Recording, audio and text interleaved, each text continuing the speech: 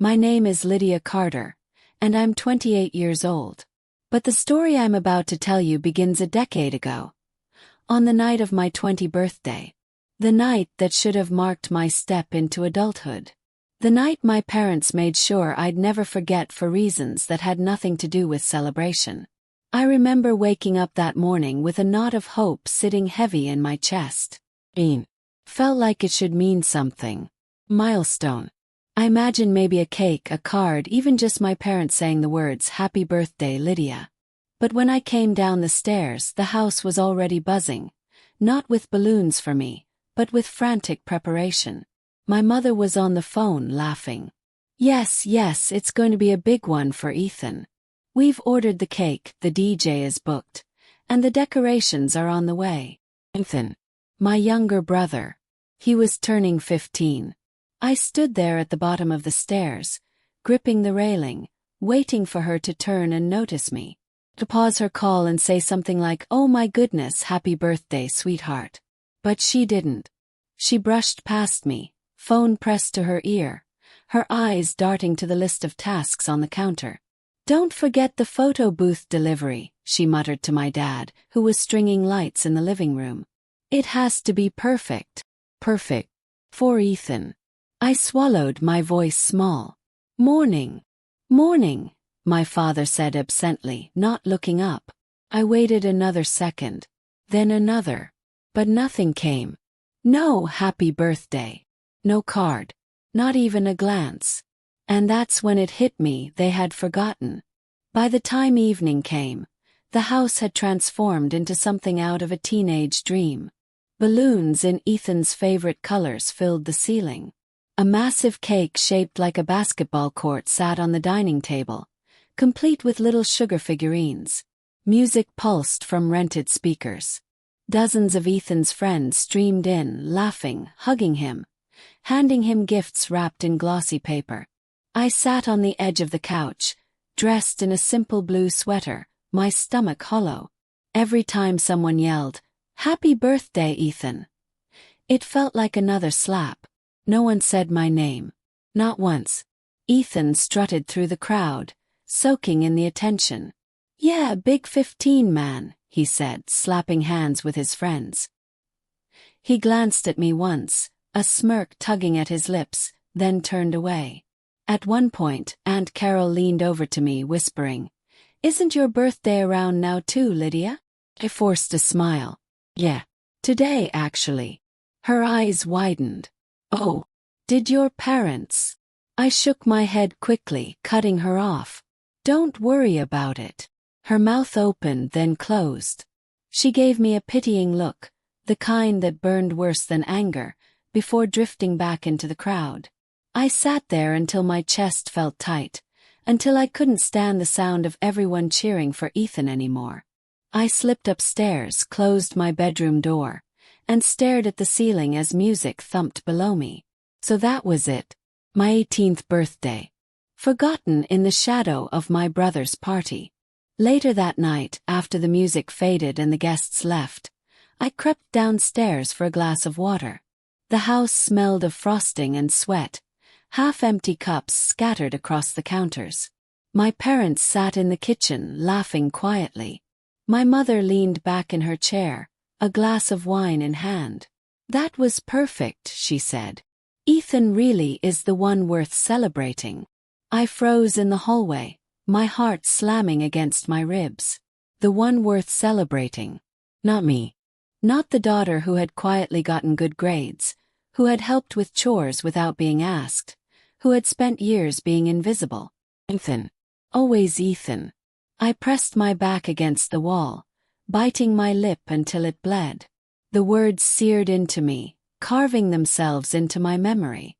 And in that moment something inside me cracked.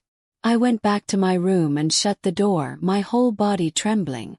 Tears blurred my vision, but beneath the pain, a seed of something darker began to grow. If they truly believed Ethan was the only one worth celebrating, then one day I'd make sure they remembered me. And when that day came, they would never forget again. Before we move on, take a second to hit subscribe and drop a comment. I'd love to hear what you think so far. The day I heard my mother say Ethan is the one worth celebrating did not land out of nowhere. It was the echo of 1,000 smaller moments that came before it. Little cuts I told myself were accidents, misunderstandings, the price of being the easy child. Looking back, it is almost funny how hard I worked to explain away what was right in front of me. When I was little, birthdays were simple and sweet. Paper streamers. Cupcakes with too much frosting. My father lifting me to blow out candles while my mother sang off-key. There is a photo from my 6th birthday where I am in a yellow dress, cheeks powdered with sugar, arms around both of them. If you freeze time there, you would think I was their whole world. Everything changed the year Ethan was born. I was 8, old enough to fetch diapers and quiet my own wants. Everyone told me I was such a good helper. That praise became my role. The more helpful I was, the less space I took up. Nobody noticed that part. On my 9th birthday we did a joint cake because it was easier. The icing said Happy Birthday Lydia and Ethan, even though his birthday was not for months. He was fussy that day and everyone gathered around him. My candles melted in a soft curl while I waited. My aunt finally nudged me toward the cake. Make a wish, sweetheart. I wished to be seen. By 11 I was used to sharing. By 12 I was used to stepping aside. I became the girl who set the table, who knew where the emergency Tylenol was, who remembered the grocery list without being asked. I also became the girl who stopped reminding people which day belonged to me. There were 100 small scenes that should have warned me. In 3rd grade I won first place at the science fair for building a water filter out of sand and charcoal. On the way home I held the blue ribbon tight, waiting for my parents to notice. We stopped at the sporting goods store instead. Ethan wanted new cleats.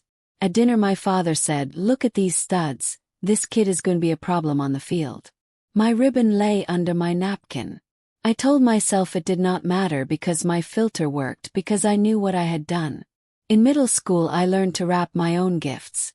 Money was tight, we all knew it, and I did not want to be the reason anyone felt stressed.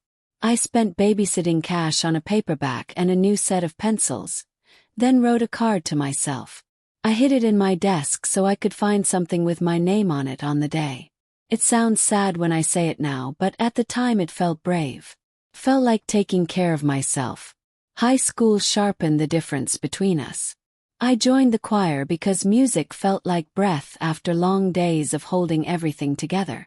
Ethan joined travel basketball because everyone said he had a shot, and when your town smells like cut grass and hope is a small flame, any shot matters. The choir spring concert landed on the same weekend as his regional tournament. My mother talked to the director about whether the concert could be moved. Could not.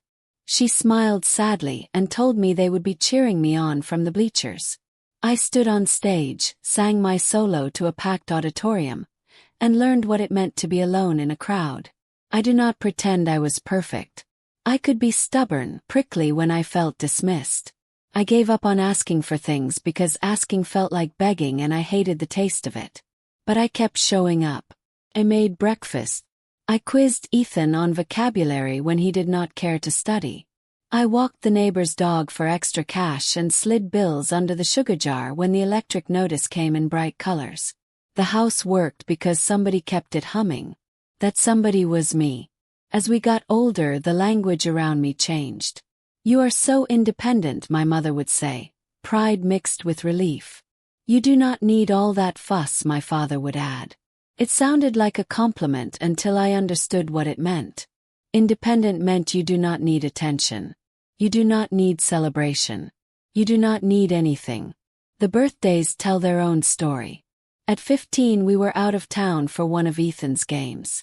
At 16 my parents promised a day trip. Then his team advanced and we rescheduled until we did not. At 17 there was a plan for a cake after church, but his friend sprained an ankle and somehow the day got swallowed up with hospital visits and meals to deliver. Every time I told myself it was fine. It was a busy season. It was nobody's fault. It was just life. Then came 18, and if there is a hinge in a life, that night was mine. I have replayed it so many times the memory is glassy and cold. The floor sticky with spilled soda. The couch cushions indented from other people's joy. My mother's voice soft with wine as she said the sentence that scraped the truth clean. Ethan is the one worth celebrating. I learned a new silence after that. Did not feel like acceptance. Felt like a held breath. The years after were a slow drift. I left for a state college and stitched together scholarships and work study. Sometimes I imagined what my college fund might have been if it existed. When I called home on my 19th birthday, my father said we should do something when you are back after finals. The line cut out before I could say please. I worked a closing shift that night and sang along to old songs while I wiped down the counters, pretending I was the kind of person who liked being alone. At 20, the dorm baked me a lopsided cake and wrote my name in crooked frosting. It is still one of the sweetest cakes I have ever eaten. At 21, I booked a shift on purpose so I would have an excuse, then cried in the stockroom because pretending not to care is heavy when it becomes a life. I told myself I was getting stronger. Maybe I was. Or maybe I was just learning how to disappear without leaving the room. Meanwhile, Ethan's life had a soundtrack. Announcements, pep rallies, posts full of glittery captions. There is nothing wrong with celebrating a kid chasing his dream. I believed that. Believe it still. What broke me was the math of it, the way the scale always tipped the same direction no matter what I did to balance it. There were words that should have been warnings. One winter my mother said, "You know your brother is fragile under all that bravado. We have to keep his spirits up." I wanted to ask when mine mattered, but the words dissolved. When I brought home a Dean's List letter my father said, "That is great, kiddo. Can you take Ethan's car to the shop since you will be out anyway?" I took the keys and told myself this too was love. I know what it looks like from the outside. A good family doing its best. A daughter who learned to stand on her own feet. A son who soaked up the sun while it was shining. But there is a difference between independence and invisibility. And I crossed that line so gently none of us noticed until I was on the other side waving my arms. After college I moved back to save money. I told myself it would be temporary, a year at most.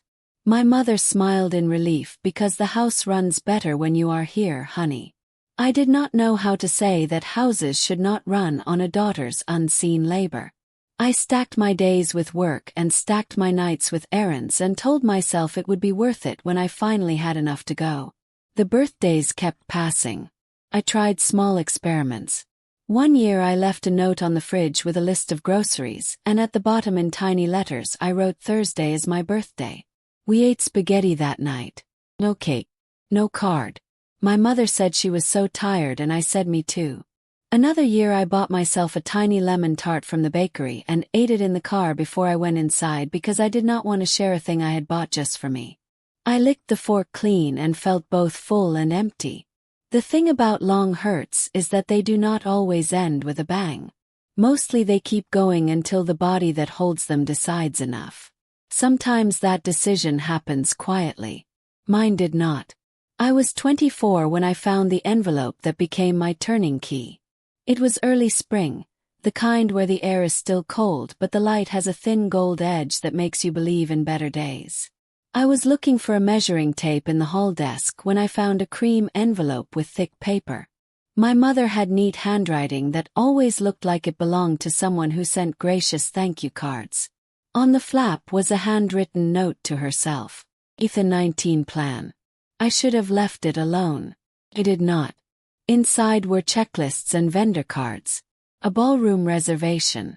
A menu circled with lamb and a dessert table with a chocolate fountain because he loves it. Deposit receipt.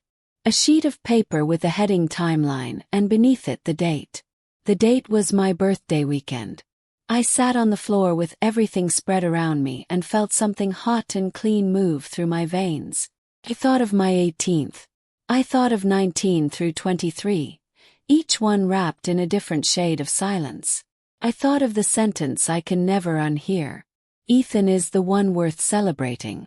I thought of the savings I had not had for school and the way nobody had asked how I made it work because it was so convenient to assume I always would. There was a smaller envelope tucked inside. I almost did not open it. When I did, a thin rain of receipts fell into my lap. Suit fittings, DJ deposits, a retainer for a videographer. At the bottom, an email printout with a bank transfer reference line. Family education savings account reallocation. The total was a number that made my stomach fold. I did not know then exactly what it meant. Not yet, not fully. I knew enough to feel the room tilt. I put everything back, every paper at the same angle, every envelope sealed along the same crease. I stood up, measured my breath, and went to the kitchen to peel carrots for dinner like nothing had happened. My hands moved through the familiar rhythm while my mind drew lines between old questions and new answers. For days I watched my parents float through the house with lists and phone calls, my mother humming as she color-coded a seating chart. I practiced conversations in my head and abandoned them before they reached my throat. I told myself do not jump to conclusions while the conclusion pounded in my temples. Every time I caught my reflection, I looked like someone winding a spring. Then, one afternoon, I heard my parents in the dining room counting names for the guest list. My mother said, "We will keep it on that weekend." It is poetic in a way. Has always been his time. My father chuckled, not unkindly, as if they were making a charming joke that hurt no one. I stood in the doorway with a glass in my hand and realized the glass was shaking. Later that evening I checked the calendar on the fridge and found the square blocked with Ethan 19 Gala in cheerful marker. My own name was not anywhere. I pressed my finger to the date until the paper dented. The hurt I felt at 18 had been raw. This hurt was different. It was shaped like clarity. Said you are not confused. Said you are not asking too much. It said the story you have been living is not an accident. Said you have a choice. I wish I could tell you I confronted them right then and there. I did not. I was not ready. What I did instead was go to my room, open a notebook I had not used in years, and begin to write lists. Not lists of chores or groceries. Lists of facts. Words I remembered verbatim. I wrote to anchor myself to something that did not change when other people refused to see it. I wrote until my hand cramped. I wrote until the notebook felt heavier than its paper should allow. I wrote until I could look at what I had made and say out loud without shaking, "This happened." That night I dreamed of my 6th birthday, the yellow dress and sugar cheeks. In the dream I am holding a candle that will not blow out. Keep trying and it keeps burning. When I woke up my pillowcase was damp. I touched my face and felt no heat. It was not sorrow anymore. It was something colder and cleaner. The kind of feeling that does not fade when you get busy. The next morning I found my mother at the kitchen table with her lists. I poured coffee and stirred it long enough that she finally looked up. She smiled, distracted, and said, "Do you think a photo montage would be too much?" I said, "I think I am done with too much."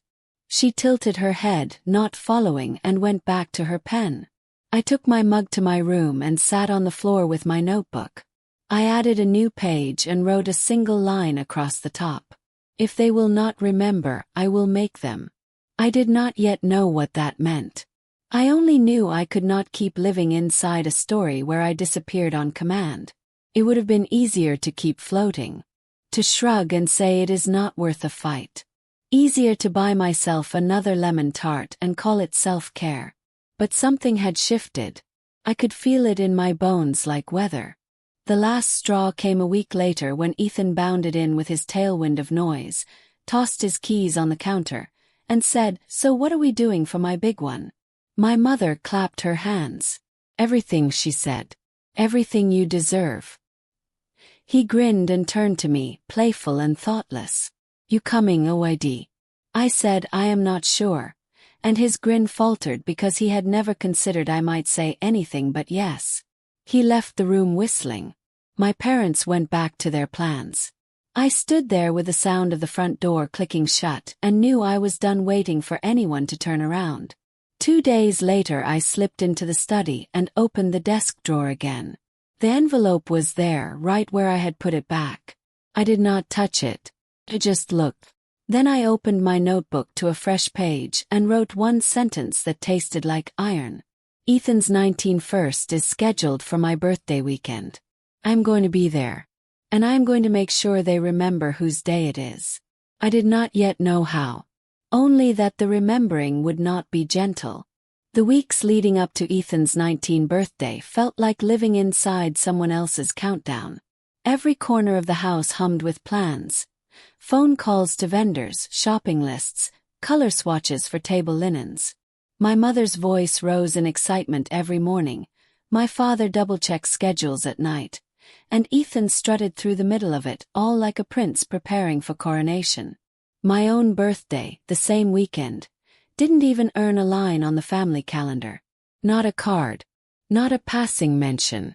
Just blank space. 3 days before the event, I gathered the courage to try one last time.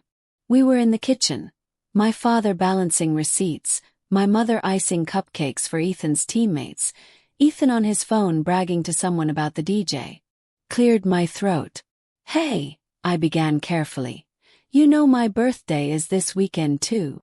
The room went silent for a heartbeat. My mother glanced at me, then went right back to her frosting. My father chuckled softly, not looking up. "Lydia, you're 24 now. You're an adult. Birthdays aren't such a big deal once you grow up." My stomach tightened. "But they still matter, don't they?" Ethan finally looked up, smirking. "You seriously want a party too? Come on, Lydia. You've always been so dramatic." "I didn't say I wanted a party," I shot back, heat rushing to my face. "I just wanted to be remembered." Ethan laughed, loud and sharp. "What do you want, balloons? Pony? Face it, birthdays are for people who matter." My chest ached as my mother shushed him without conviction. "That's enough, Ethan. Don't tease your sister." But she didn't look at me. None of them did. And in that moment I realized I was invisible. The night of Ethan's party arrived with brutal clarity. The ballroom my parents had rented shimmered with chandeliers. Tables draped in white linen lined the floor, each centerpiece a burst of lilies and floating candles. A chocolate fountain gleamed in the corner. The DJ announced Ethan's entrance like he was royalty. "Happy 19 to the man of the hour." The crowd roared. Cameras flashed. My parents clapped, their faces glowing with pride. I stood at the back of the room, dressed in a plain black dress, watching. The applause was thunderous, the laughter constant, the adoration endless. Not one person knew or cared that it was also my birthday. Not one person said my name. When the cake rolled out, 3 tiers tall with Ethan's name written in bold letters, I felt my throat close. My mother pressed a kiss to his cheek. My father raised his glass in a toast. "To Ethan," he declared. "The pride of this family." Everyone cheered. My hands trembled at my sides. And in that deafening roar, I felt myself disappear completely. Halfway through the night I slipped out. No one noticed. I walked through the parking lot in the cold, my heels clicking against the pavement, and sat in my car. My hands gripped the steering wheel as tears spilled down my cheeks. I thought of all the years I had swallowed the hurt, convinced myself it was fine, told myself I was strong enough to endure it. But sitting there, in the silence while my family cheered for Ethan inside, I felt small, unworthy, erased. For the first time in my life I let myself say it out loud. "They don't love me the way they love him." The words tasted like ash. When I finally drove home, the house was quiet. My parents still at the party with Ethan, celebrating until dawn. I wandered into my father's study, needing something, anything to anchor me. That's when I saw it. An envelope on his desk, left slightly open. Inside were bank documents. My breath caught as I pulled them free. The account name burned into my vision. Carter Family Education Savings. I scanned the papers, my hands trembling. Transfers. Withdrawals. Thousands of dollars. My college fund, the one I was told had run dry years ago, the reason I had worked double shifts and taken on debt just to stay in school. The money hadn't disappeared, had been rerouted. And at the bottom of the page, the final transfer. A payment to Grandview Events and Catering. The exact company that had hosted Ethan's party. My knees buckled. I dropped into the chair, the papers shaking in my grip. They hadn't just forgotten my birthday. They had stolen my future to celebrate his. I sat there until dawn. The documents spread around me like evidence in a crime. The grief in my chest hardened into something sharp. For years I had let them erase me. But this was different. This was betrayal carved in numbers and ink. And as the sun rose, one thought burned brighter than the rest. They thought they could forget me forever. But I was going to make them remember, in a way they would never forget. I barely slept after finding those documents. I sat in the dim light of my father's study. The papers spread across the desk like a confession my parents had never meant me to read. Every line of every statement told the same story. My future stolen to fund Ethan's celebrations. By morning, the grief that had nearly drowned me the night before had calcified into something else. Resolve. They had erased me for years. Now they would remember me. I knew emotion alone wouldn't be enough. My parents had perfected the art of minimizing me. If I stormed into the kitchen screaming, they'd sigh and tell me I was overreacting. If I confronted Ethan, he'd laugh in my face. Whoa. This time I needed proof. So I started gathering. Every morning before work, I slipped quietly into my father's study. I copied bank statements, scanning them with my phone and saving them to a hidden folder. I photographed receipts, transfer notes, every scrap of paper that tied my so-called college fund to Ethan's endless parties. The evidence grew quickly, a digital mountain of betrayal. Next, I collected memories, things I had buried but never forgotten. The birthdays ignored, the concerts skipped, the solo I sang to an empty auditorium. I wrote them down, date by date, incident by incident. My life stripped bare, laid out in ink. Reading it back, it felt like a case file. Not just of neglect, but of favoritism so blatant it bordered on cruelty. And this time I wasn't going to keep it to myself. Still, there were nights I hesitated. I'd lie in bed staring at the ceiling, wondering if exposing them would make me as cruel as they had been. Maybe I should just move on, build a life elsewhere, prove myself without dragging them down. But then I'd hear Ethan's laughter through the wall when he FaceTimed his friends. My parents always come through for me, man. They know I'm the future. Or I'd remember the words that had haunted me for 10 years. Ethan is the one worth celebrating. And the doubts would dissolve, replaced by fire. This wasn't just about revenge. It was about reclaiming my voice. The perfect chance came sooner than I expected. One night at dinner, Ethan announced. So the company offered me a slot at their leadership program. They want me to give a speech at the kickoff dinner next month. Mom, Dad, you'll be there, right? My mother clapped her hands. Of course. We wouldn't miss it. My father grinned. Our boy, the star. Always making us proud. Ethan smirked, glancing at me. Guess I'm still the one worth celebrating, huh? My parents laughed. I clenched my fork so tightly my knuckles whitened. But inside my mind was already racing. A dinner. Beach. An audience of executives, family, friends. Perfect stage. I started small. I reached out to a few extended relatives. An aunt who had whispered pity at me when she realized my birthday had been ignored. A cousin who had once pulled me aside and said quietly, "I see how they treat you." I asked simple questions. Had they noticed the favoritism? Did they think Ethan was spoiled? Did they believe I was overlooked? The answers came quickly, almost gratefully. For years they had seen it too. For years they had said nothing. But now they were ready to listen. Then I went further. I tracked down former teachers, coaches, even neighbors. I asked them to write short notes about what they remembered. My responsibility, Ethan's arrogance, the imbalance everyone else could see. Piece by piece, my case grew ironclad. By the time the night of Ethan's speech approached, I had everything I needed. Bank records, receipts, testimony, memories. Proof not just of favoritism, but of betrayal that cut to the bone. The evening of Ethan's big event arrived. The banquet hall was dazzling. Chandeliers, white linen, polished glasses. My parents glowed with pride as Ethan straightened his tie at the podium, basking in the murmurs of admiration. I sat at a table near the front, my folder heavy in my lap, my heart pounding like a drum.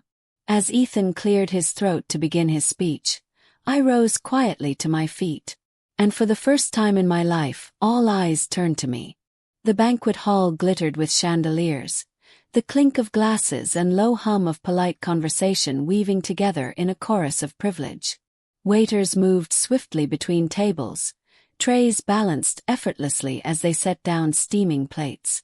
At the center of it all was Ethan, strutting toward the podium, his smile wide, his suit crisp. My parents beamed at him from the front row, their faces lit with pride I hadn't seen directed at me in over a decade. I sat near them, my folder heavy in my lap. Inside was everything. The bank records, the receipts, the notes from relatives and neighbors.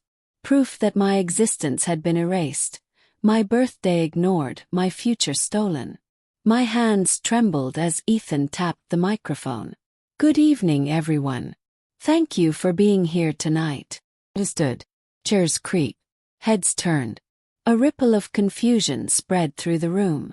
Before my brother begins, I said, my voice steady despite the storm raging in my chest, I'd like to say something. My mother's face paled. Lydia, sit down. My father's jaw tightened. Don't cause a scene. Ethan smirked. Really, Lydia? Can't you let me have one night? I lifted the folder and let it fall open, papers spilling across the table. You've had every night, every birthday, every dollar meant for me. And now, it's time everyone here knows the truth. Gasps rippled through the crowd. My mother half rose, reaching for me, but I stepped back. For 10 years, my parents ignored my birthday. They erased me while pouring everything into Ethan. And when I asked why, they told me birthdays were for people who mattered. The room fell silent. I pulled out the bank records, holding them high so the nearest tables could see. This was my college fund. Money set aside for my future. And here you can see exactly where it went. Grandview Catering. Grandview Events. Payments for Ethan's parties. For this, I gestured at the hall around us. For him. Murmurs spread, sharp and cutting. People craned their necks to see. They told me the money was gone, I continued, my voice breaking now, raw and furious. They told me to figure it out myself while I worked double shifts to pay tuition. But it wasn't gone. It was stolen. To make sure Ethan shined while I disappeared. Ethan's face flushed crimson. That's not true.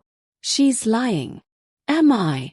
I cut him off, tossing the receipts onto the podium at his feet. Read them. Every cent traces back to you. To your parties. To the son worth celebrating.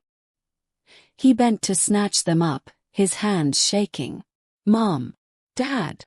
But my parents had no words. My father's face was stone. My mother's eyes brimmed with tears, her lips pressed tight. Whispers surged through the room like wildfire. Executives glanced at one another. Extended family members shifted uncomfortably. The perfect image my parents had built, their golden boy, their glowing pride, cracked wide open in front of everyone. I stepped closer to the podium, my voice rising. Do you know what it's like to sit at your own 18th birthday while your family throws a surprise party for your brother? To hear your mother say he's the only one worth celebrating. To eat lemon tarts alone in your car because no one remembers the day you were born. I swallowed hard, meeting my parents' eyes. I do. I've lived it. And tonight, I'm done being invisible. I turned to the crowd. So raise your glasses if you want. But don't toast to Ethan. Toast to the truth. Toast to the daughter who was erased, and who refuses to disappear anymore. I stepped back, the silence deafening. Then, slowly, someone began to clap. It was Aunt Carol, her hands trembling but firm. Then a cousin joined. Then another relative. And soon the sound filled the hall. Not thunderous but steady. Not for Ethan. For me. The rest of the night was chaos. Ethan stormed out, his pride in tatters. My parents followed, their faces ghost-pale, their whispers frantic. The executives cancelled the rest of the program, murmuring about reputational concerns. I left calmly, my shoulders squared, the folder under my arm like a shield. At home the silence was heavy. My parents didn't speak to me for days. Ethan refused to look at me. But I didn't care. For the first time in years I felt seen. Weeks later people were still talking. My parents avoided family gatherings, too ashamed to face the whispers. Ethan sulked, no longer the golden boy but a cautionary tale. And me. I stood taller. They thought they could erase me year after year. But I forced them to remember. In front of everyone. I may never get the birthdays I lost. I may never get the college fund they stole. But I got something better. Voice. And the knowledge that the next time someone tries to forget me, they'll think twice, because I made sure they'll never forget what I did. For a decade, my parents erased me. They thought silence was the same as strength, that I'd swallow their betrayal and keep smiling. But I found my voice. I exposed them in front of everyone, and I made them remember what they tried so hard to forget. If this story struck you, if you've ever been overlooked or underestimated, subscribe now. Because there are more stories of betrayal, justice, and revenge waiting for you here. And trust me, you won't want to miss the next one.